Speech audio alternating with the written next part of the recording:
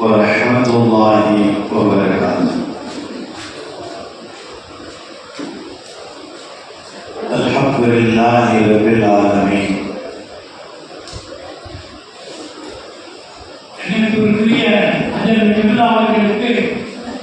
மதுரை மாவட்ட முஸ்லிம் தலைவர் அவர்கள் முன்னாடி போட்டி ஒரு அல்லாஹு அக்பர்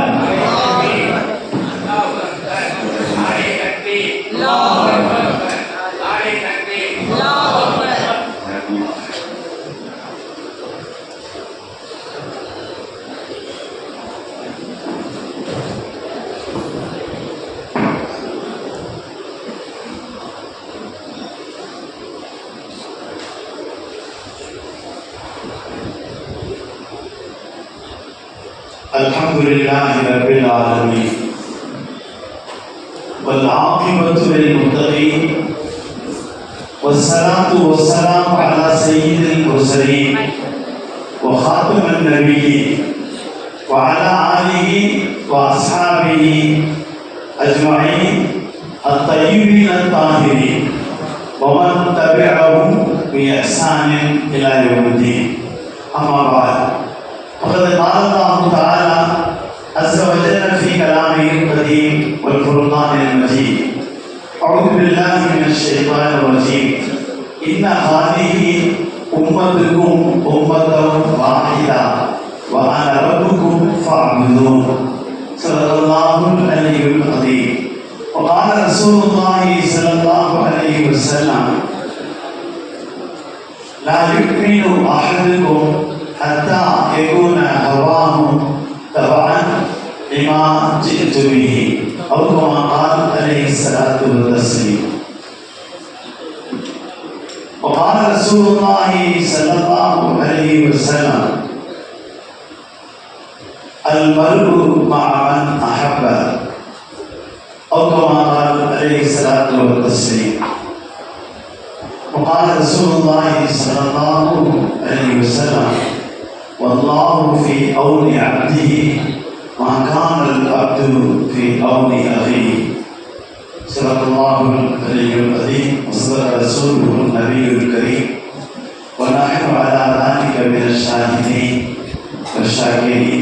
الحمد لله رب العالمين. سبحان ربك رب العزة عما يصفون وسلام على المرسلين والحمد لله رب العالمين. اللهم صل على سيدنا محمد وعلى آل سيدنا محمد وبارك وسلم. فيها حرز الحماية، لطف الوقاية، عين العناية، بركة الكفاية، سر الولاية، وافر العطايا، وعلى آله وصحبه في كل أمر وغاية. اللهم صل على سيدنا نبينا مولانا محمد الرؤوف الرحيم بالخلق العظيم، وعلى آله وأصحابه وأزواجه في كل لحظة بعدد كل حادث وقدير. جزا الله عنا محمدا صلى الله عليه وسلم بما هو أهله. அல்லாஹ்வை போற்றி புகழ்ந்தவனாக நம் உயிரோடு மேலான கண்மணி நாயகம் ஸல்லல்லாஹு அலைஹி வஸல்லம் அவர்கள் மீது ஸலவாத்தும் ஸலாமும் சொன்னவனாக இந்த அல்லாஹ்வின் அருள் நிறைந்த மஜ்லிஸில் கலந்து கொள்கின்ற பாக்கியத்தை தந்தமைக்காக அல்லாஹ்வுக்கு நன்றி கூறி ஒரு உயர்ந்த மஜ்லிஸுக்கு என்னை அழைத்து சிறப்பித்தமைக்காக இந்த நிர்வாக பெருமக்களுக்கும் நன்றியும் துஆவும் செய்தவனாக என்னுடைய சாதாரணமான பேச்சை நான் துவக்கம் செய்கிறேன். நான் ஒரு சாதாரணமான மாணவன். இந்த பாக்கியத்தை எந்த அல்லாஹ் தந்தானோ அவனிடத்திலேயே இந்த நேரங்கள் வீணாகி விடாமல் பயனுள்ள சில செய்திகளை பகிர்ந்து கொள்ளுகின்ற பாக்கியத்தை அல்லாஹ்வே நீ தர வேண்டும் என்று நான் மீண்டும் துஆ செய்தவனாக என் உரையை துவக்கம் செய்கிறேன். சங்கைக்கும் மிகுந்த மரியாதைக்கும் உரித்தான நம்முடைய இந்திய திருநாட்டின் ஹக்கீமுல் உம்மத் என்று போற்றப்பட்ட ஹஜ்ரத் அல்லாமா அஷ்ரஃப் அலி தானவி ரஹிமஹுல்லாஹ் அவர்களை தமிழகத்தின் கலீஃபாவாக இருந்து ஆன்மீக சேவை செய்த ஹஜ்ரத் அல்லாமா சயீத் அஹ்மத் கிர்னூரி ரஹிமஹுல்லாஹ் அவர்களின் கண்ணியமான மகனாரும் உஸ்தாதுல் அசாத்திதாவுமான ஷைகுனா ஷைகுல் ஜாமியா ஹஜ்ரத் ஜிப்லா தாமத் பரகாத்துஹுல் ஆலியா அவர்களே, இந்த மதரசாவின் மூத்த பேராசிரியரும் இந்த நிர்வாகத்தின் தலைவரும் மதுரை மாவட்டத்தினுடைய தமிழ்நாடு அரசு காசியமான ஹஜ்ரத் பெருந்தலை தாமத் பரகாத்துஹுல் ஆலியா அவர்களே, நிர்வாக பெருமக்களே, சபையோர்களே, சன்மார்க்க பெரியோர்களே, ஆலிம்களே, அறிஞர்களே, புத்திமான்களே, அறிவுஜீவிகளே, சமயம் பெரியவர்களே, மிகுந்த மரியாதைக்குரிய அருமை தாய்மார்களே, அன்பு சகோதரிகளே, மாணவ கண்மணிகளே, திருமண வாழ்க்கையை துவக்க இருக்கின்ற என் அருமையான மணமக்களே, மணமகன்களே, மணமகன்களே, அவர்களோடு இந்த விழாவிலே கலந்து துவா செய்வதற்காக வந்திருக்கின்ற ஆண்கோர் பெருமக்களே, அல்ஹம்துலில்லாஹ், ரபீஉல் அவ்வலின் மாதத்தின் 21 நாட்கள் நம்மை விட்டு கடந்து விட்டது. நம்முடைய இந்த மார்க்கம் இருக்கிறதே, இது ஒரு நிறைவு செய்யப்பட்ட மார்க்கம். மனிதன் எப்படி வாழ வேண்டும், எப்படி வாழ்வதால் அவன் மனிதனாக அறியப்படுவான், பிற மனிதர்களுக்கு அவன் முன்மாதிரியாக இருப்பான் என்ற அடிப்படையில் அற்புதமான வாழ்வியலை இந்த உலகத்திற்கு முஹம்மது ரசூலுல்லாஹி ஸல்லல்லாஹு அலைஹி வஸல்லம் அவர்கள் தந்திருக்கிறார். அவர்கள் வாழ்க்கைதான் இந்த உலக மனித சமூகத்திற்கே வழிகாட்டு. அதை யாரெல்லாம் பின்பற்றுகிறார்களோ அவர்களெல்லாம் வெற்றி பெறுகிறார்.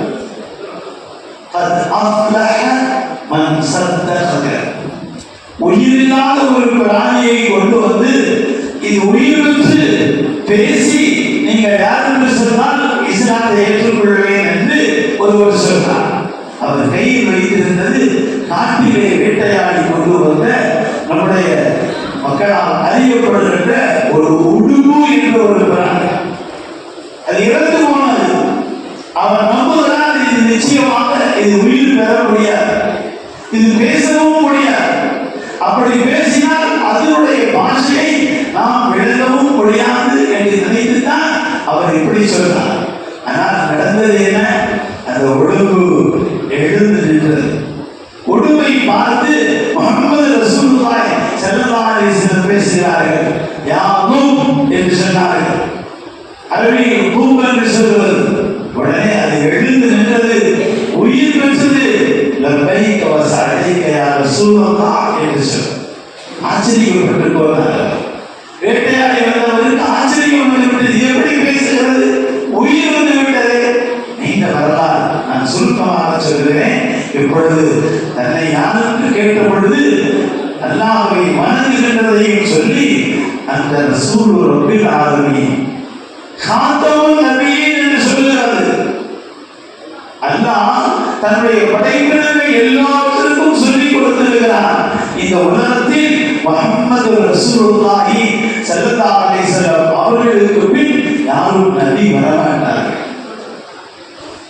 மனிதன் வாழ்கின்ற காலம் வரை, இந்த உலகம் இருக்கின்ற காலம் வரை வாழ்கின்ற மனிதனின் எல்லா தேவைகளையும் சொல்லிக் கொடுப்பதற்காக நான் இவர்களை நிறைவாக அனுப்பியிருக்கிறேன். இவர்களுக்கு பின் ஒரு நபி இல்லை, ஒரு ரசூல் இல்லை. இவர்களுக்கு பின் சொல்லித் தரப்பட வேண்ட ஒரு செய்தி இல்லை. இனி யாரும் ஆராய்ச்சி செய்ய வேண்டியதில்லை. இனி யாரும் ஒரு விஷயத்தை ஓபன் செய்ய வேண்டியதில்லை, டிஸ்கஸ் செய்ய வேண்டியதில்லை, ஃபைனலைஸ் பண்ண வேண்டியதில்லை. அது அத்தனையும் இந்த உலகத்திற்கு 1500 வருடங்களுக்கு முன்பு அவதரித்த அண்ணர்கள் கோமான் அஹ்மத் முஸ்தபா முஹம்மது முர்ததா ரசூலுல்லாஹி ஸல்லல்லாஹு அலைஹி வஸல்லம்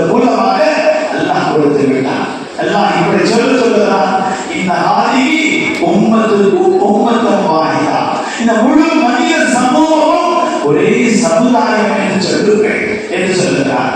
அதற்கும் ஃபாரூதும் என்னைத்தான் வணங்க வேண்டும் என்று சொல்லுங்கள். அருமையானவர்களே, கரபாவின் சிறை வைத்த வரலாறுலாம் சொன்னார்கள். நான் எப்பொழுதுமே எது பேச வேண்டும் என்று தயாரிப்பு செய்வதற்கு தெரியாது. நிறைய பெருமக்கள் எல்லாம் பேச்சாளர்கள் இருப்பார்கள், தயாரிப்பு செய்து பேசுவார்கள். அதெல்லாம் சரிதான். அதற்கு பிறந்தவை சொன்னதை போன்று ஹதியா கொடுப்பதும் சுன்னத், வாங்குவதும் சுன்னத். எனவே அதெல்லாம் நான் மறுக்கின்றவன் அல்ல. ஹதியா என்பது வெறும் பணம் கொடுப்பதற்கு பெயர் மட்டுமல்லவே, நீங்கள் செய்கின்ற துவா மிகப்பெரிய ஹதியாவதா. நீங்களெல்லாம் முஸ்லிமாவது துவாக்கள். நேற்று காலையில் ஒரு நிகழ்வு, நேற்று மாலையில் ஒரு நிகழ்வு, இன்று காலையில் இங்கே, மாலையில் வேறு நிகழ்வு. இதெல்லாம் என்னால் சாத்தியமில்லை. ரப்புல் ஆலமீன் கிருபையா நீங்கள் செய்கின்ற துவாக்களால் தான் இப்படி எல்லாம் உங்களுக்கு முன் என்னை கொண்டு வந்து சேர்க்கிறார். எனவே நீங்கள் எனக்கு கொடுங்கள், துவாக்களை கொடுங்கள். நான் தேவையுள்ளவன். உங்கள் துவாக்களுக்காக தான் இங்கே வந்திருக்கிறேன். என்னுடைய ஒரு சின்ன வேண்டுகோள், இது ஏழை கும்பல்கள் திருமண திட்டம் என்று இதற்குமே சொல்லாதீர்கள். நம்முடைய அன்பு சகோதரிகளின் திருமணங்கள் என்று சொல்லுங்கள். நாம் பெற்றெடுத்த பெண்களை செல்வங்களின் திருமணங்கள் என்று சொல்லுங்கள். இந்த அருமையான இளவர்கள் எல்லாம் நம்முடைய ஆண் பிள்ளைகள், நம்முடைய சகோதரர்கள், சகோதரரின் பிள்ளைகள், நம் வீட்டு பிள்ளைகள். அந்த பெண் பிள்ளைகள் எல்லாம் நம் வீட்டு பிள்ளைகள். அவர்களின் திருமணம் என்பது நம் மீது கடமை. நாம் பொறுப்புதாரிகள் வந்திருக்கிறோம். ஏழைகளுக்கு செய்கிறோம் என்ற சிந்தனை ஒருபோதும் கொடுக்க வேண்டாம். என்னுடைய சிந்தனைகளை கொண்டதை நான் உங்களுக்கு சொல்லுகிறேன். நிச்சயம் அது சரியானதுதான் என்று நீங்கள் எடுத்துக் கொள்வீர்கள் என்று நம்பிக்கை வைக்கிறேன். எந்த அழகான மார்க்கம் என்று பாருங்கள். அம்மா ஆயிஷா சித்திகா ரலியல்லாஹு அன்ஹா அவர்கள் ஒரு பெரிய செல்வச்சி மாட்டி செய்தனா சித்திகுல் அக்பர் என்று சொல்லுகிற சித்திகுல் நாயகத்தின் புதல்வி. அவர்கள் அறிவார்ந்த சூழ்நிலையை பார்த்துத்தான் அண்ணர்கள் கோமான் இந்த சமூகத்திற்கு தர வேண்டிய அத்துணையும் கொடுத்தால் கொடுத்து விடுவார்கள். அப்சர்வேஷன் கெப்பாசிட்டி, அவர்களுடைய மெமரி கெப்பாசிட்டி ரொம்ப கூடுதலாக இருக்கிறது. அதற்கு அவர்கள் கூட ஒரு நிகழ்வை சொல்லுகிறார்கள். திருமணத்திற்கு முன்பாகவே சிறு பிள்ளையாக இருக்கின்ற பொழுது வீட்டிலே கிடந்ததை பதிவு செய்து பெருமானாரிடத்திலே பேசுகின்ற தைரியம் பெற்று, நான் அப்படியா, அதை விட சிறந்தவரா என் உலக மனித சமூகத்திற்கு ஒரு வாழ்க்கை பதிவை கொடுப்பதற்கு தகுதியானவர்கள். 2551க்கு மேலான நபிமொழியை இந்த சமூகத்திற்கு தந்திருக்கிறார்கள். நபிமொழியை தருகின்ற சிறப்புக்குரியவர் ஹஜ்ரத் அபூ ஹுரைரா ரலியல்லாஹு அன்ஹு. அம்மையார் அவர்கள் அதற்கு அடுத்த இடத்தை பெறுகிறார்கள். பெரும்பெரும் ஹதீசுகளை வல்லுநர்கள் எல்லாம் இருக்கிறார்கள், போதிக்கின்றவர்கள் இருக்கிறார்கள். நான் ஒரு சாதாரணமான மாணவன், படித்துக் கொண்டே இருக்கிறேன். என்னை ஒருவர் பார்த்து கேட்டார், எப்பொழுது முத்தாரா செய்கிறீர்கள் என்று. நான் என்ன முத்தாரா செய்கிறேன்? முத்தாரா செய்வதற்கெல்லாம் எனக்கு ஒன்றும் தகுதி இல்லை. என்னுடைய உஸ்தாத்மார்கள் சொல்வதை கேட்கிறேன். சில சமயங்கள் நேரிலே சொல்லுகிறார்கள், மாணவ பருவத்திலே சொல்லுகிறார்கள், கனவிலே சொல்லுகிறார்கள், நினைவிலே சொல்லுகிறார்கள். இந்த வருடத்தில் புனித ஹஜ்ஜுடைய பயணத்தில் இருந்த பொழுது திடீரென்று என்னை பேச வேண்டும் என்று அழைத்தார்கள். மதீனாவுக்கு செல்ல போகிறார்கள், நீங்கள் வர வேண்டும் என்று சொன்னார்கள்.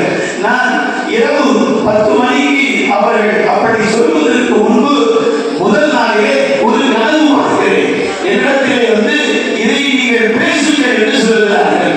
நான் நினைத்தேன், மக்காவில் இருக்கிறோம், நான் வந்திருப்பதையே பெரும்பாலும் யாரிடத்திலும் சொல்லுவதில்லை, நான் எங்கே சொல்ல போவேன், என்னை யார் அழைப்பார்கள் என்று நினைத்துக் கொண்டிருக்கின்ற பொழுது இரவு 11 மணிக்கு ஒருவர் போனில் பேசுகிறார். இந்த கட்டிடத்தை நீங்கள் வந்து பேச வேண்டும். நான் சொன்னேன், மாட்டேன் என்று சொல்வதற்கு எனக்கு முடியாது. காரணம், எதை பேச வேண்டும் என்று சொல்லிவிட்டார்கள். அதை பேசுவதற்கு நான் வருகிறேன் என்று சொல்லி எல்லாம் திருவையார் பல கூட்டங்களிலே அங்கே சென்று மதீனாவுக்கு செல்வதற்கு முன்பான தகவல்களை தருகின்ற அந்த பாக்கியத்தை இப்படி என்னுடைய ஆசிரியர் பெரியார்கள், என்னுடைய மஷாயிக்மார்கள் எல்லாம் இந்த சாதாரணமானவருக்கு கற்றுக் கொடுக்கிறார்கள். அதை நான் உங்களுக்கு முன்பு சொல்லிக் கொண்டிருக்கிறேன்.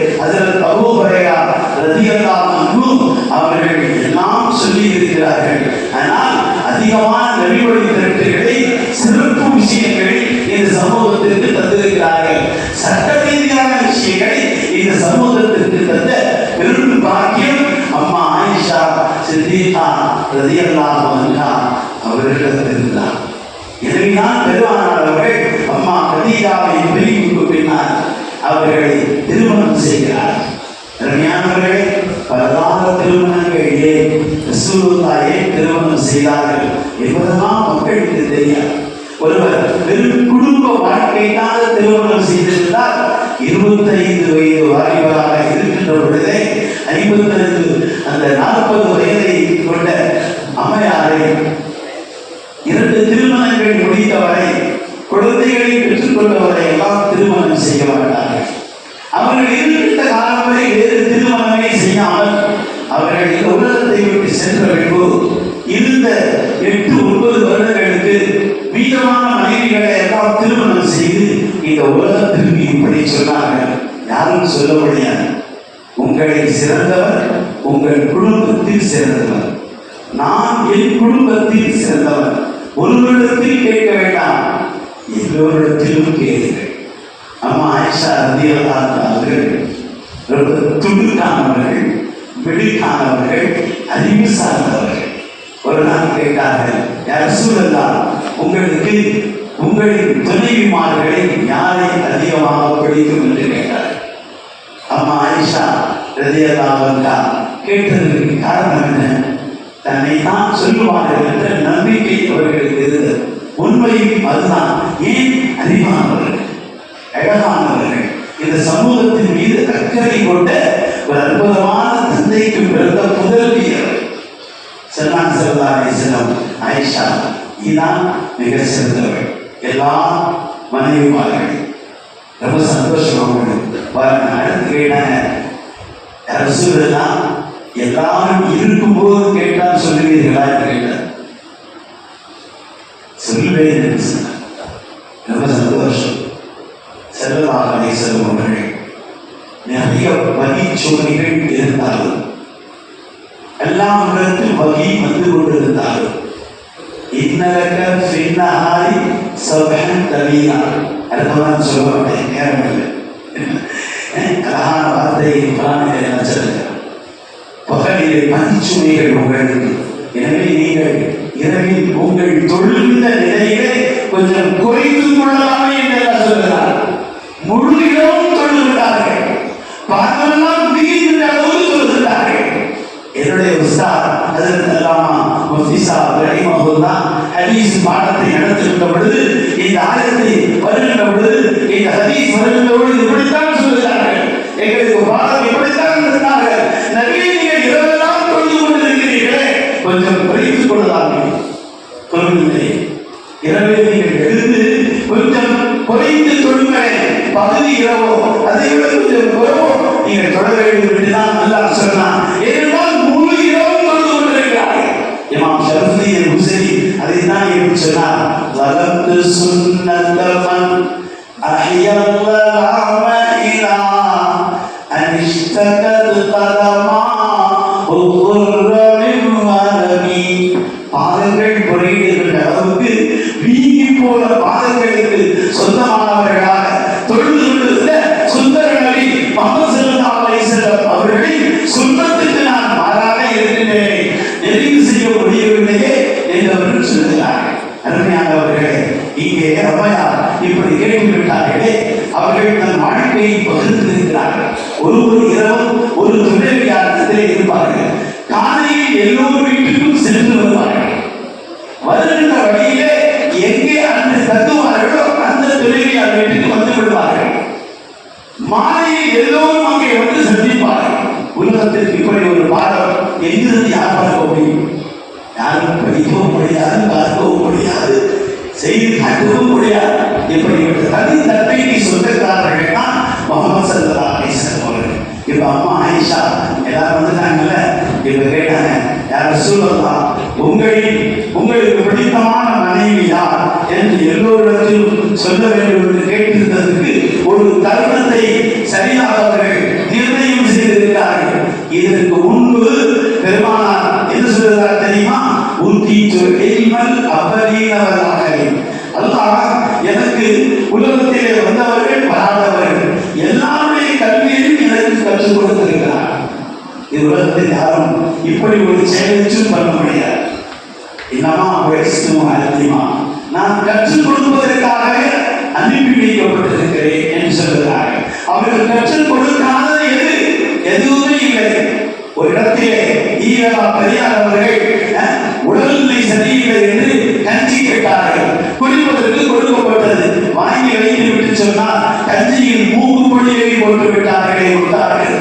பக்கத்தில் இருக்கின்றவர் சொன்னார், யாரும் அப்படி செய்ய மாட்டார்களே, எப்படி வந்தது? அவர் சொன்னார், நீங்கள் போட்ட மூக்கு பொடி உங்கள் மீசையில் ஒட்டி அது உங்கள் கஞ்சியில் வந்து விட்டது என்று சொன்ன உடனே அப்படியே யோசித்துக் கொண்டிருக்கிற பொழுது அந்த வார்த்தை அறிக்கை சொன்னார், எனவேதான் முகமது ரசூலுல்லாஹி ஸல்லல்லாஹு அலைஹி வஸல்லம் மீசையை கத்தரிக்க சொன்னார், தாடியை வளர்க்க சொன்னார்கள். அவருக்குள்ள பாணியை அவர் கேட்டார், இந்த முகம்மது இந்த மீசையை கூட விடவில்லையா? ஸல்லல்லாஹு அலைஹி வஸல்லம் என்ன மனிதர்? நாங்கள் எதையாவது ஒன்றைத்தான் செய்ய முடியும், எல்லாம் செய்திருப்பவர்கள் தானே. எல்லாம் என்று ஒருவர் எழுதுகிறாரே, அதில் முதலில் முஹம்மது ஸல்லல்லாஹு அலைஹி வஸல்லத்தை மட்டும்தான் கொண்டு வர முடியும் என்று சொல்லி உள்ளே எழுதுகிறார். இதற்கு கீழ் உள்ளவர்கள் எல்லாம் படித்தவர்கள், பட்டம் பெற்றவர்கள், பல்கலைக்கழகத்துக்கு சென்றவர்கள், ஒரு ஆசிரியருக்கு முன்னால் அமர்ந்தவர்கள். ஆசிரியரே இல்லாமல் இந்த உலகத்திற்கு எல்லாம் சொல்லிக் கொடுத்து வெற்றி உள்ள மாபெரும் புரட்சியாளர் முஹம்மது ஸல்லல்லாஹு அலைஹி வஸல்லம். இனவெளியை நிறவெளியை ஒழித்தவர். பெண் என்று சொன்னாலே புதைத்து விட வேண்டும் என்று சொன்னவர்களுக்கு மத்தியில் பெண்கள் வீட்டில் பிறந்தால் அருள் என்று சொல்லிக் கொடுத்தார். 1, 2, 3 என்று மேலிருந்து கீழே இருந்தவர்கள் ஒரு குழந்தைக்கு திருமணம் செய்து கொடுத்தாரே, சொர்க்கத்தில் மிகப்பெரிய உயர்வை பெறுவீர் என்று சொன்னார்கள். 1008 திருமணங்களை நம் பிள்ளைகளுக்கு கற்றுக் கொடுத்திருக்கிறீர்கள், நம் பிள்ளைகளை திருமணம் செய்து கொடுத்திருக்கிறீர்கள், நம் குடும்பத்து பிள்ளைகள், நம் சகோதரத்தின் பிள்ளைகள், நம் சகோதரியின் பிள்ளைகள் பல ஊர்களில் வாழ்ந்து கொண்டிருக்கின்ற இந்த ஆதியை உம்மத்தம் வாயிலா என்ற அடிப்படையில் எல்லோரையும் அழைத்து வந்து சிறப்பாக செய்து திருமணம் முடித்துக் கொண்டிருக்கிறீர்களே. ஸல்லல்லாஹு அலைஹி வஸல்லம் சாதுரியமாக எல்லாம் செய்கிறார்கள். ஆயிஷா அம்மையார் அன்று கேட்டார்கள் அல்லவா, என்னை எல்லோருக்கும் முன்னால் சொல்ல முடியும் என்று கேட்ட பொழுது புறப்படுகிறார்கள். அம்மா, இந்த பேரித்த பழத்தை உனக்கு தருகிறேன், நீ சாப்பிட்டுக் கொள், நான் உனக்கு கொடுத்திருக்கிறேன் என்று யாரிடத்தையும் சொல்ல வேண்டாம் என்று சொல்லிவிட்டு புறப்பட்டு விட்டார்கள். இப்பொழுது எல்லோரிடத்திலும் கொடுத்திருக்கிறார்கள். தன் அத்தனை துணைவியிடத்திலும் இதைத்தான் சொல்லி இருக்கிறார்கள், நான் தருகிறேன், நீங்கள் உண்டு கொள்ளுங்கள், நான் இப்படி உங்களுக்கு கொடுத்திருக்கிறேன் என்று யாருக்கும் சொல்லக்கூடாது, இது ரகசியம், காத்துக் கொள்ளுங்கள் என்று சொல்லிவிட்டார்கள். எல்லோருக்கும் தெரியுமா, முஹம்மது ஸல்லல்லாஹு அலைஹி வஸல்லம் அல்லாஹ் அற்புதமான அறிவை கொடுத்திருக்கிறார். அவர்களுக்கு கொடுக்கப்பட்ட அறிவு முழுமை பெற்றது. اليوم أكملت لكم دينكم وأتممت عليكم نعمتي ورضيت لكم الإسلام دينا. அவர்கள் முழுமைப்படுத்தப்பட்டிருக்கிறார்கள் என்பதை மட்டும் இந்த வசனத்தில் நீங்க நான் சொல்லுகிறேன். அவர்களுக்கு தான் எல்லாம் தெரியும். ஒன்று சேர்ந்து விட்டார்கள். இப்பொழுது கேட்டார் ஆயிஷா அம்மா, யார் ரசூலுல்லாஹ், யார் பிரியமானவர்கள்? நீதான் என்று பதிலை சொன்னீர்கள். எல்லோருக்கும் முன்னால் கேட்டால் சொல்லுவீர்களா? சொல்லுவேன். தருணம் பார்த்தார்கள், எல்லோரும் வந்திருக்கிறார்கள். எல்லோருக்கும் முன்னாலும் ஆயிஷா வினா வருகிறார்கள், யார் ரசூலுல்லாஹ், உங்களுக்கு பிரியமான மனைவிகள் யார்? எனக்கு பிரியமான மனைவி யாருக்கு நான் பேரித்த பழம் கொடுத்திருக்கிறேனோ அவர் என்று சொன்னார்கள். இங்கே ஒருவர் கூட விடாமல் எல்லோரும் பேரித்த பழம் கொடுக்கப்பட்டிருக்கிறார்கள். ஆனால் யாரும் பெருக்கிடத்தில் சொல்லக்கூடாது என்று வாக்குறுதி வாங்கப்பட்டிருக்கிறார்கள். ஒவ்வொருவரும் அங்கே புகழாங்கியத்தோடு மன மகிழ்வோடு முக வளர்ச்சியோடு நான் தான் அந்த சிறப்புக்குரிய மனைவி என்று அங்கே சந்தோஷமாக இருக்கின்றார்கள். ஸல்லல்லாஹு அலைஹி வஸல்லம் பார்த்து நுழைகிறார். என் துணையில் எல்லோருமே எனக்கு சிறந்தவர்கள் தானே. ஒருவரை பெயர் சொல்லி சொல்லிவிட்டார், ஆயிஷா தான் என்று சொல்லிவிட்டார், மற்றவர்களுக்கு எப்படி மனதில் சிந்தனை வந்துவிடக் கூடாது என்பதற்கு தான் இப்படி செய்திருக்கிறார்கள். அருமையானவர்களே, இந்த உலகம் முஹம்மது ஸல்லல்லாஹு அலைஹி வஸல்லத்தின் வரலாறை முழுமையாக படித்தால் அவர்கள் பின்பற்றியே ஆக வேண்டும் என்று வருவார். வெறும் பேச தெரியாது, பேசுவது எப்படி என்று சொல்லிக் கொடுத்தவர்கள் அவர்கள் தான். குழந்தைகளோடு எப்படி இருக்க வேண்டும் என்று சொல்லிக் கொடுத்தவர்கள்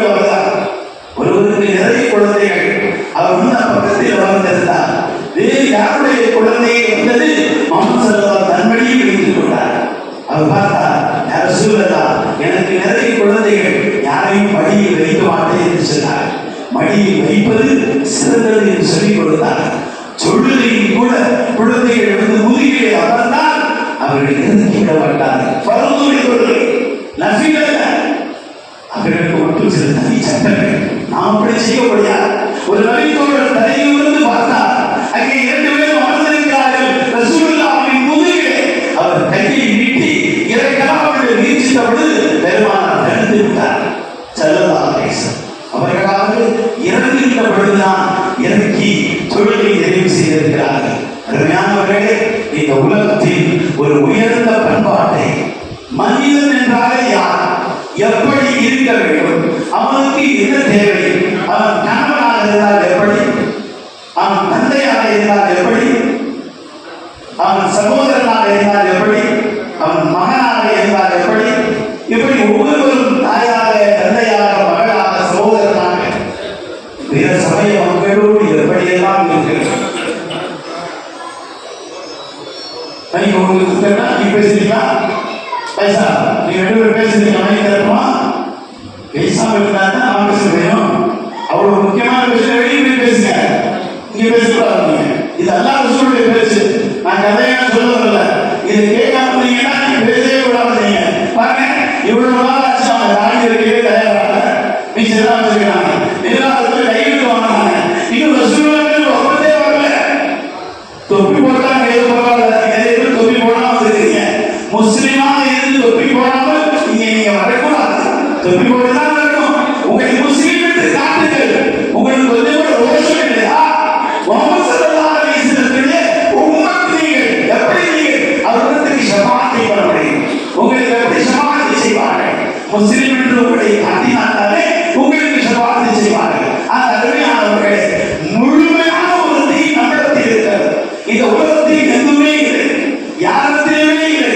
எதையாவது ஒன்றை எங்காவது யாரும் சொன்னால் அது எதுவும் இருக்காது. அது ஸல்லல்லாஹு அலைஹி தான் இருக்கும். ஒரு முஸ்லிம் வாலிபர் ஒரு மருத்துவரிடத்தில் செல்கிறார். என்ன அவருக்கு கம்ப்ளைண்ட்? Back pain. அந்த மருத்துவர் கேட்டார், நீங்க முஸ்லிம் தானே கேட்டார். ஆமா என்று சொன்னார். உங்களுக்கு பேக் பெயினே வரக்கூடாது என்றார். இவர் ஏன் என்று கேட்டார். ருக்கு செய்ய தெரியுமா? ருக்கு சரியாக செஞ்சால் உங்களுக்கு பேக் பெயின் வராது என்று சொல்லிவிட்டார். என்ன வைத்தியம் என்று கேட்டார். வைத்தியம் ஒன்றுமில்லை, ருக்கு செய்யுங்கள் என்று அவர் ருக்கு செய்து காட்டுகிறார். இந்த ருக்குவை நான் எங்கே படித்தேன்? முஹம்மது ஸல்லல்லாஹு அலைஹி வாழ்க்கையை படித்தேன்.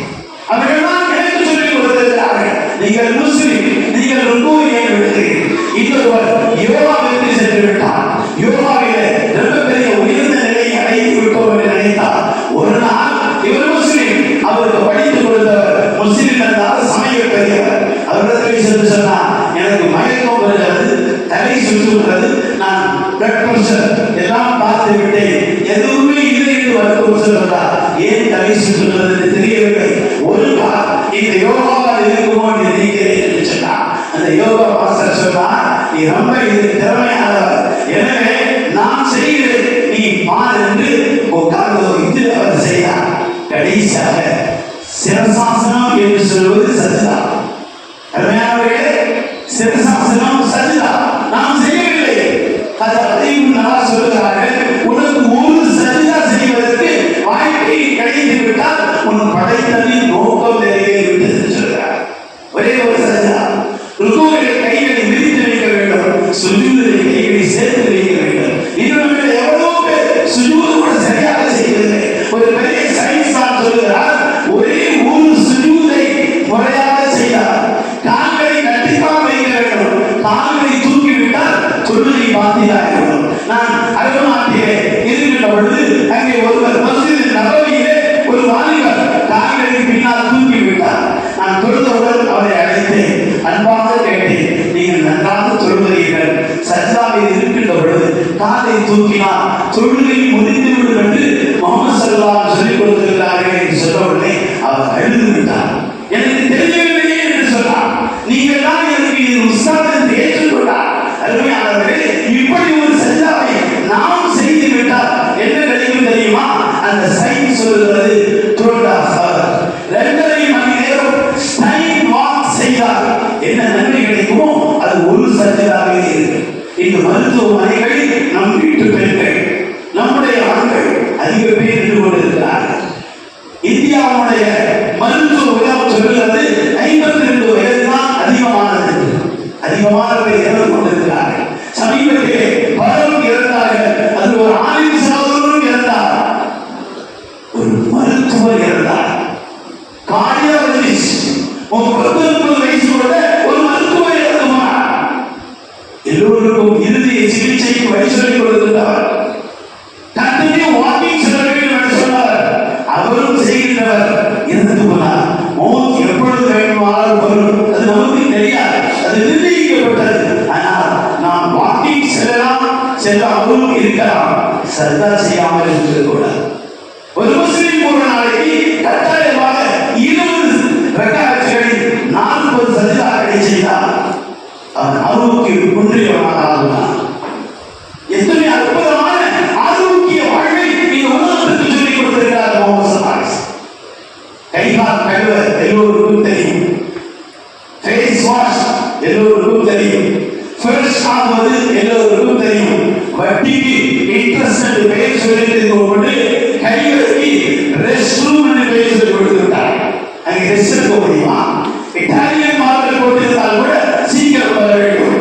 ஷைத்தான்களும் ஜின்களும் கூடி இருக்கின்ற இடம் என்று சொல்லிக் கொடுத்தார்கள் முகமது ஸல்லல்லாஹு. அருமையானவர்களே, கைவரிக்கு செல்கின்ற வழிமுறை, எப்படி போக வேண்டும் என்று இருக்க வேண்டும் என்ற வழிமுறைகளை எல்லாம் இந்த உலகத்தில் வேறு யாரும் சொல்லிக் கொடுக்கவே. இது ஏற்பட்டிருக்கின்ற யூரினரி இன்ஃபெக்ஷன்.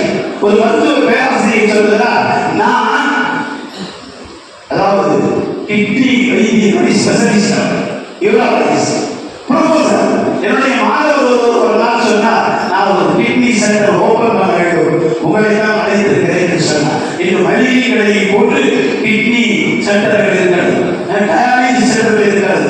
சில இடங்களில் இலவசமான டயாலிசிஸ் சென்டர் எழுதி போட்டிருக்கிறார்கள். அருமையானவர்களே, இதையெல்லாம் சில வருடங்களுக்கு முன்பு நீங்கள் கேட்டிருக்க மாட்டீர்கள். இதுவெல்லாம் முறை தவிர தவறிய சிறுநீர் கழித்தல். முறையாக சிறுநீர் கழிக்கின்ற முறையை இந்த உலகத்துக்கு சொல்லிக் கொடுத்தவர்கள் முஹம்மது ரசூலுல்லாஹி ஸல்லல்லாஹு அலைஹி வஸல்லம். இஸ்லாமிய விரோதிகள் சிறுநீர் கழிக்க முடியாமல் ஆனது கேட்டுக் கொண்டார்கள். முஹம்மது சிறுநீர் கழிக்கின்ற முறை சொல்லிக் கொடுத்தார்கள். அதை சொல்லுங்கள் என்று அதை கேட்டு சுகமாகி கொண்டார்கள் என்ற வரலாற்றை நாம் பார்க்கிறோம். அருமையானவர்களே, அந்த பேராசிரியர் சொல்லுகிறார், நான் தான் ரிப்பன் கட் பண்ணி அந்த கிட்னி சென்டரை ஓபன் பண்ணேன். பெரிய ஸ்பாட் கேட்டு நீங்க மருத்துவ மையங்கள் கூட ஸ்பாட் கேட்டு தான் போவாங்க, சாதாரணமாக போக மாட்டாங்க. அது சொன்னாங்கல்ல, கூலி பள்ளிகளை தொட வைத்தேன் சொன்னாங்க. மாஷா அல்லாஹ், இன்று எங்கே கூலி பள்ளிகள் இருக்கிறது? இதெல்லாம் அழகான பள்ளிகள் இருக்கிறது. மாஷா அல்லாஹ், இதற்கு யாரெல்லாம் துணையாக இருக்கிறார்களோ, கட்டி கொடுக்கிறார்களோ, காரணமாகிறார்களோ, எல்லோரையும் அல்லாஹ் கபூல் செய்வார்.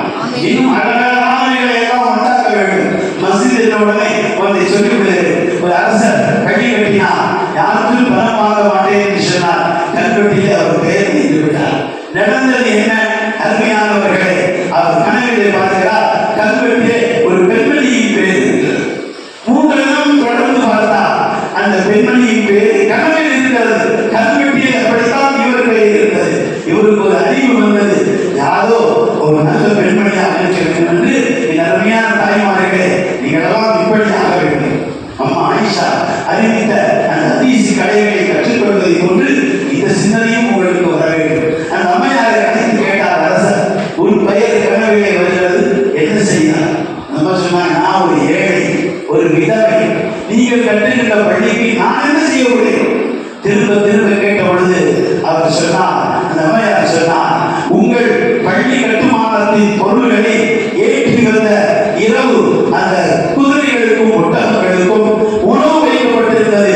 ஒரு குதிரை தனக்கு முன் வைக்கப்பட்ட அந்த பாத்திரத்தை பக்கத்தில் கொண்டு வர முடியாமல், தான் முன்னே செல்ல முடியாமல் பரிதவித்த போது அந்த பாத்திரத்தை பக்கத்தில் வைத்தேன். இதெல்லாம் பிடித்துவிட்டது. அல்லாஹ் பள்ளியின் கல்வெட்டிலே இந்த பெண்ணின் பெயரை எழுதிவிட்டார். அரசர் மன்னிப்பு கேட்டார், என் பெயர் அங்கே எழுதப்பட வேண்டும், உன் பெயர் வைக்கப்பட வேண்டும் என்று வைத்தார். அருமையானவர்களே, ஷாஜஹானை பற்றி அதிலிருந்து அவர்கள் ஒரு அழகான நினைவுபடுத்தி விட்டார்கள். மும்தாஸ் மகள் கட்டப்பட்டிருக்கிறது. நாம் நம்முடைய முன்னோர்களின் வரலாறுகளை முழுமையாக தெரியவில்லை. அவர் தன் மனைவியின் மீது கொண்டிருந்த அந்த காதலுக்கு தான் இந்த மஸ்ஜிதை கட்டினார், இந்த தாஜ் மஹலை கட்டினார் இதெல்லாம் சொல்வார்கள். அது ஒரு பகுதி தான். அப்படி அல்ல, அது ஒரு பெரிய அரசு குடும்பம் தான். அது அவுரங்கசீப் அவர்கள் நம்முடைய தந்தை ஷாஜஹானை வீட்டு கைதியாக வைக்கின்ற பொழுது அவர் ஃபர்மான் பல கட்டளைகளை பிறப்பித்திருக்கிறார். அதில் எப்படி எழுதுகிறார், ஹஸார் ஹுஃபாஸை கிராம், குர்ஆன் படிக்க சுனானியே 1000 ஹாஃபிஸ்கள் குர்ஆனை படித்து காட்டுவதற்காக என்று சொன்னார். இப்படிப்பட்ட ஒரு மா மனிதர் ஷாஜஹான் என்று கட்டி இருக்கிற செங்கோட்டை, என்று கட்டப்பட்டிருக்கின்ற ஜாமியா மஸ்ஜித் அவர் கட்டியது. ஆனால் இந்த ஜாமியா மஸ்ஜிதை அவர் ஏன் கட்டினார் தெரியுமா? அவருக்கு பிரியமான மகள் ஜஹான் நுமா அந்த அம்மையாரை பார்த்து சொன்னார், உனக்கு திருமண வயது வந்து விட்டது, உமக்கு எப்படி வசதியாக எந்த ஷஹீஷாவை இளவரசரை நீ சொன்னாலும் நான் திருமணம் செய்து விடுவேன் என்று சொன்னார். சொன்னாங்க, शादी से पहले मेरी एक जरूरत है, अगर उसको पूरा करेंगे फिर शादी की बात करेंगे. அம்மா சொன்னாங்க, கல்யாணத்துக்கு முன்னால் எனக்கு ஒரு ஆசை இருக்கிறது, அதை நிறைவேற்றினா கல்யாணம் என்று சொன்னார். அரசர் கேட்டார், உனக்கு இருக்கின்ற ஆசையை தந்தையாகிய நான் நிறைவேற்றாமல் இருப்பதில்லை, கஹோ क्या है? அம்மா சொன்னாங்க, आपकी ये शाहजहांपुर में एक मस्जिद बनाना, இந்த இடத்தில் அல்லாஹ்வுக்கு வீடு கட்ட வேண்டும், நீங்கள் பெரும் செங்கோட்டை கட்டிவிட்டீர்கள், அதை போன்று ஒரு மஸ்ஜித் கட்டுங்கள் என்று சொன்னார். ரம்யானவர்களே, வரலாறு நீளமானது, சுருக்கமாக வருகிறேன். 63 படிகளை கொண்டு ஒரு உயரமான மஸ்ஜித், ஏறக்குறைய இவ்வளவு உயரமான மஸ்ஜித் எதுவுமே இருக்காது. கட்டும் போதே எல்லா இன்ஜினியர்ஸ் வரவேற்கப்பட்டாங்க, ஆர்டிஸ்ட்லாம் வந்துட்டாங்க. பாட்ஷா சொல்லிட்டே இருக்கிறார், தினமும் கட்டுமானத்தினுடைய அந்த நிகழ்வுகள் அம்மையாருக்கு சொல்லப்படும். அவங்க தான் சொல்லுவாங்க, பாட்ஷா சொல்றது ஜானுமான சொல்லுவாங்க, இன்னும் கொஞ்சம் உயரம், இன்னும் கொஞ்சம் உயரம், இவருக்கும் தைரியம் வரல, ஏன்னு கேட்கல. இன்ஜினியர்ஸ்லாம் ஒன்றும் புரியல, எல்லாம் நினைச்சாங்க பாட்ஷா கன்ஃபியூஸ் ஆகிட்டாரு, எனவே இப்படி சொல்லிக்கிட்டே இருக்கிறாரு, நீ ஏன்னு கேட்க முடியாது. ஒரு குறிப்பிட்ட ஸ்டேஜ் வந்துருச்சு, 63 படிகள் வந்துருச்சு, ஒரு பெரிய பிரமாண்ட உயரம் வந்துருச்சு. இப்ப சொல்லிட்டார் பாட்ஷா, நிறுத்துங்க, மேல படி கட்டுங்க. நான் கேட்டாங்க, நாங்கள் கட்டுவோம், இதுக்கு காரணம் நீங்க சொல்லணும். காரணம் எனக்கு தெரியாது, நாளைக்கு சொல்றேன்னு சொல்லிட்டாங்க. அருமையானவர்களே, அம்மையார் தான் இப்படி கட்ட சொன்னார். இவர் கேட்டார், ஏமா இவ்வளவு உயரம் கட்ட செய்யுங்க, அங்க போய் நில்லுங்க. நான் சொல்றேன், நீங்கள் தீவானை காசிலே விட்டால்தான் அங்கே ஒரு சாதாரணமான ஒரு முஸ்லிம் சொல்வதற்கு ஒரு செருப்பை காட்டினார், அந்த செருப்பு உங்களுடைய முகல் கிரவுண்ட் மேலே இருக்க வேண்டும். எல்லாரும் உங்களுக்கு நினைவுறுத்திக் கொள்வோம். சக்கரவர்த்தி, முகலாய சக்கரவர்த்தியினுடைய கிரீடத்திற்கு மேல் ஒரு சாதாரண பகீர் பரதேசி சொல்லுவது கலட்டுகிற செருப்பு இருக்கிறது, அது மேலே இருக்க வேண்டும். இந்த மணி மகளோ பெரியதல்ல, அந்த முசல்லி செருப்பு பெரிது. நீங்கள் சிந்திப்பதற்கு தான் இந்த பள்ளியை இவ்வளவு உயரம் கட்ட சொன்னேன் என்று அம்மா ஜஹான் சொன்னார். அருமையானவர்களே, பள்ளி கட்டி முடிச்சாச்சு. கேட்டார், நம்ம பள்ளி கட்டியாச்சு, அவசரப்படாதீங்க, இந்த கட்டுமானத்தை அல்லாஹ் கபூல் செய்யலாம் அப்படின்னு தெரிஞ்சுதான் இது இனாகிரேஷன். இவர் ஆடி போனார், இதெல்லாம் எனக்கு தெரியாதுமா, நீயே இதையெல்லாம் வாங்கி சொல்லு, கனவிலே எல்லாம் அவர்களுக்கு தெரியும். அல்லாஹ் அப்படிப்பட்ட அந்தஸ்தை கொடுத்திருந்தான். அருமையான தாய்மார்களே, மணமகளின் சகோதரிகளே, தாய்மார்களே, நீங்களெல்லாம் இப்படி ஆவதற்கு முயற்சிகளே, இந்த விநாயகத்தை நீங்கள் வாங்கிக் கொள்ளுங்களே, அல்லாஹ் தருவதற்கு தயாராக இருக்கிறார். அருமையானவர்களே, அந்த அம்மையார் சாஹிபே விநாயகர், சாஹிபே கஷ், அவங்க சொன்னாங்க, நான் ரசூலுல்லாஹி ஸல்லல்லாஹு அலைஹி வஸல்லம் சன்னிதானத்திலே இந்த மஸ்ஜிதின் கட்டுமானத்தை ரெகக்னைஸ் செய்து கொடுங்கள் என்று கேட்டிருக்கிறேன். ஆஃப்டர் ரெகக்னைஸ் இனாகிரேஷன் என்று சொன்னார்கள். அன்று இரவு நான் பார்க்கிறேன், ஸல்லல்லாஹு அலைஹி வஸல்லம் வருகிறார்கள், இந்த பிரம்மாண்டமான ஹவுதிலே ஒன்று செய்தார்கள், மஸ்ஜிதிலே தொழுதார்கள். இந்த மஸ்ஜித் கபூல் ஆகிவிட்டது, ஓப்பனிங்க்கு பர்மிஷன் சொன்னார். அருமையானவர்களே, இன்று கூட நீங்கள் சென்று பார்த்தால் ஸல்லல்லாஹு அலைஹி வஸல்லம் அமர்ந்து ஒன்று செய்த இடம் அங்கே கம்பிகளால் கட்டப்பட்டு இங்கே முஹம்மது ஸல்லல்லாஹு அலைஹி வஸல்லம் உட்கார்ந்து ஒன்று செய்தார்கள் எழுதப்பட்டிருக்கும். திருப்பி கேட்டார், இனாகிரேஷன் செய்தா சொல்ல வைக்கிறதுக்கு யாரு? இமாமாக வர வேண்டியவர் புகாராவிலே உள்ள என் குடும்பத்தை சேர்ந்தவர்கள் என்று சொல்லி அங்கிருந்து அந்த குடும்பத்தை கொண்டு வந்து அந்த மஸ்ஜிதின் இமாமாக வைத்தார்கள். அருமையானவர்களே, இந்தியா விடுதலை பெற்றது. விடுதலைக்கு முன்பு 2 பேர் குரான் பிரிப்பன் என்பவர்கள் இருந்தார்கள். ஒருவர் முஸ்லிம், இன்னொரு முஸ்லிம் அல்லாதவர். பிரிந்த உடனே முஸ்லிம் தன்னுடைய நாட்டுக்கு சென்று விட்டார். அந்த முஸ்லிம் அல்லாதவர் டெல்லியிலேயே தன்னுடைய பிரிண்டிங் வேலையை வைத்து விட்டார். ஒரு முஸ்லிம் அல்ல. அல்லாஹ் அவருக்கு கலிமாவை நசீபாக்கி இருக்கலாம், நமக்கு தெரியாது. என்ன நடந்தது தெரியுமா? அவர் ஒது இல்லாமல் அந்த குரான் காகிதத்தின் பிரிண்டிங் பேப்பர்களை கட் செய்ததை தொடர்ந்தார். அதை எடுப்பதற்கு கூட ஒரு உள்ள ஆணையமாக இருக்க வேண்டும். அதை கொண்டு போய் மனிதர்களின் கால்களில் படாமல் அது கண்ணியமாக வேறு இடத்தில் புதைக்க வேண்டும். இப்படியெல்லாம் அவர் ஆர்டர் செய்திருந்தார். ஒரு நாள் வயது முதிர்ந்து போய் இறந்து போனார். அவர் பெரும் பணக்காரர், முஸ்லிம் அல்லாதவர், பெரிய பிரிண்டிங் பிரஸ் வைத்திருந்தவர். அவருடைய உறவினர்கள் எல்லாம் சமய பற்றுள்ளவர்கள். அவர்கள் சமய சாதனைப்படி அவர் எரிக்கப்பட வேண்டும். எரிப்பதற்கு எண்ணெயில் எரிக்க வேண்டியதில்லை, நெய்யிலேயே எரிக்கலாம். அவ்வளவு பிரமாண்டமான வசதிக்குரியவர். அவருடைய ஜனாசாவை வைத்து சுற்றிலும் நெய் ஊற்றி பத்த வைக்கிறார்கள். அணைந்து போகிறது, எரியவில்லை. முயற்சிகள் செய்தார்கள். பலரை அழைத்து வந்து பிரார்த்தனைகள் செய்தார்கள். ஒன்றுமே வழியில்லை. யோசனை வந்தது, டெல்லி ஜாமியா மஸ்ஜிதுடைய இமாமிடத்தில் சென்று கேட்கலாம். ஷாஹி இமாமிடத்தில் சென்று கேட்ட பொழுது அவர் சொன்னார், என்னுடைய நண்பர்களா அவர் இறந்து போனாரா, உங்களுக்கு ஒரு ரகசியம் சொல்லணுமா? அவர் குரானை நீதிப்படுத்தியவர். குரான் காகிதங்களை நீதிக்க விடாமல் பார்த்தவர். ஓதுவுடனே அதை தொட வைத்தவர். எனவே நீங்கள் எத்துணை டன் எண்ணெய் ஊற்றினாலும் சந்தன கட்டைகளை வைத்தாலும் எரிய முடியாது. அவரை அடக்கம் செய்து விடுங்கள் என்று சொல்லிவிட்டார்கள். அவர் அடக்கம் செய்யப்பட்டு விட்டார். தெரியவில்லை. எல்லாம் அவர்களுக்கு கனிமாக கொடுத்தாங்க. ஆசிசா நானூத்தரி என்று சொல்ல ஒரு மகான் வாழ்த்திருக்கிறார்கள். தேவனுடைய ஃபவுண்டர் ரசூலுல்லாஹ் ஸல்லல்லாஹு அலைஹி காட்டி அந்த அற்புதமான மதரசாவை உண்டாக்கியவர்கள். பக்கத்து வீட்டிலே ஒரு பண்டிட் இருக்கிறார். அதில் குரான் ஓதுவார்கள். அவர் கேட்டுக்கொண்டே இருப்பார். ஒரு நாள் வீட்டுக்காரர்களிடத்திலே சொன்னார், நான் முஸ்லீம் ஆகிவிடுகிறேன், அழகான குரான் ஓதுகிறார்கள் என்று சொன்ன பொழுது மறுத்து விட்டார்கள். கடைசியாக படுக்கையாகிவிட்டார். எல்லோரையும் அழைத்து கெஞ்சினார், கலிமா சொல்லுகிறேன், ஒத்துக்கொள்ளவில்லை. இறந்து போனார், எரித்து விட்டார்கள். அந்த இரவு அதில் 4 கனவுகளை பார்க்கிறார்கள். இவர் சொர்க்கத்திலே இருக்கிறார். சொர்க்கத்திலே இருக்கிறார். கேட்டார், पंडित जी आप कैसे यहाँ आ गए?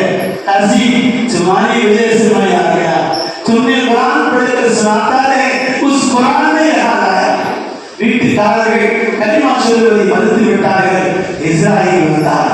நான் சொன்னேன், ஒரே ஒரு செகண்ட் துஆ செய்கிறேன். அல்லாஹ்விடத்தில் கேட்டேன், காசி ஓதிய குரானை, அந்த குரானுடைய சாஹிபே குரானை, நாசிலே குரானை நான் ஈமான் கொள்கிறேன் என்று சொன்னேன். என் உயிர் பிரித்து விட்டது.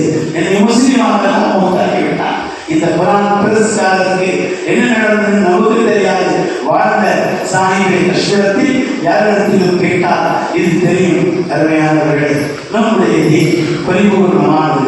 நம்முடைய ரிசர்ச் ரீஓப்பனிங் தேவையில்லாதது.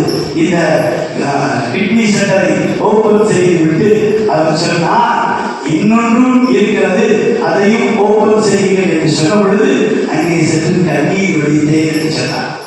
என்னவென்று கேட்டோடு சொல்லுகிறார், அது கிட்ஸ் டயலிசிஸ் சென்டர், குழந்தைகளுக்கான சிறுநீரகத்தின் சுத்தரிப்பு இடம் எழுதிவிட்டேன் என்று சொன்னார். இந்த கிட்னி சென்டர்கள் எல்லாம் தேவையில்லாமல் வாழ வேண்டுமா? கிட்னி ப்ராப்ளம் இல்லாமல் வாழ வேண்டுமா? முஹம்மது ஸல்லல்லாஹு வாழ்க்கையை முழுமையாக படியுங்கள். இது முஸ்லிம்களுக்கு மட்டுமல்ல, எல்லா சமயத்தவர்களுக்கும் சொல்லுங்கள். ஒமா அர்சல்னாக இல்லா காஃபத்தல் லின்னாஸ், மனித சமூகத்திற்கே வந்தவர்கள் முஹம்மது ஸல்லல்லாஹு அலைஹி வஸல்லம். அவர்களிடத்தில் சிறுநீரை கழிக்கின்ற முறை பற்றி சுகமாக வாழ்கிறார்கள். அவர்களிடத்திலிருந்து படித்து முகம் கையால் கழுவுவதிலே ஓதுவை செய்ய பழகி எல்லோருக்கும் ஓதுவை கற்றுக் கொடுங்கள்.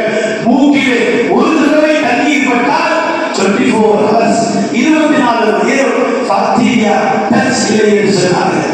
ரவியானவர்களே, உங்களிடத்தில் ஏதாவது வேண்டும் என்று கேட்கிறேன், எனக்கு கொடுங்கள். நீங்கள் ஒவ்வொருவரும் முடிவு செய்யுங்கள். ஒருவருக்காவது ஒரு சொல்லிக் கொடுப்பது சேனாமன்சாரா நாளைக்கு கிராமத்தில் பைத்துல் மால் நடத்தின நிகாஹிலே போனிய என்ன கொடுத்தா